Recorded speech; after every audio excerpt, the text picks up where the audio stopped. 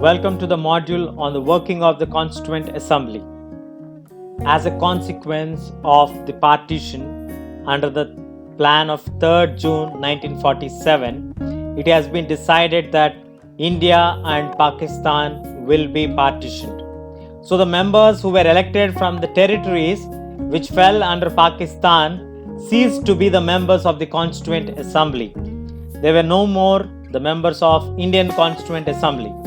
So now the number of members in the assembly was reduced to 299, and the constitution was adopted on 26 November 1949.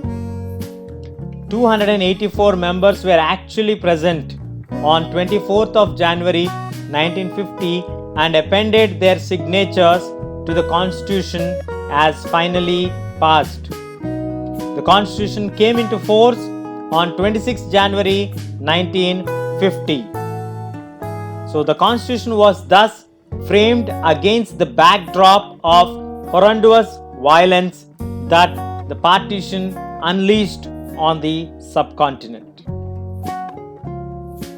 But it is a tribute to the fortitude of the framers that they were not only able to draft a constitution under immense pressure, but also learnt the right lessons from unimaginable violence that accompanied the partition after India and Pakistan were partitioned as per the 3rd June 1947 plan. The constitution was committed to a new conception of citizenship where not only would minorities be secure, but the religious identity would have no bearing on citizenship rights. The Constituent Assembly that drafted the Constitution touches upon only the surface of how our Constitution was made.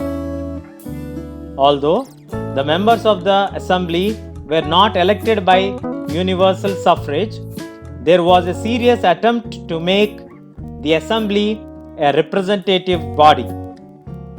Members of all the religions were given representation under the scheme described above. In addition, the assembly had 28 members from the scheduled caste. In terms of political parties, Congress dominated the assembly, occupying as many as 82% of the seats in the assembly after the partition. The Congress itself was such a diverse party that it managed to accommodate almost all the shades of opinion within it. That's all we have in this module.